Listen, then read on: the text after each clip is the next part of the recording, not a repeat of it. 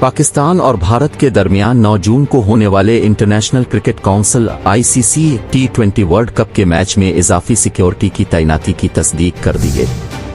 जियो news के मुताबिक निसाओ county के एग्जीक्यूटिव ब्रूस बलीकमीन ने कहा है कि पाक भारत मैच के लिए इजाफी सिक्योरिटी होगी।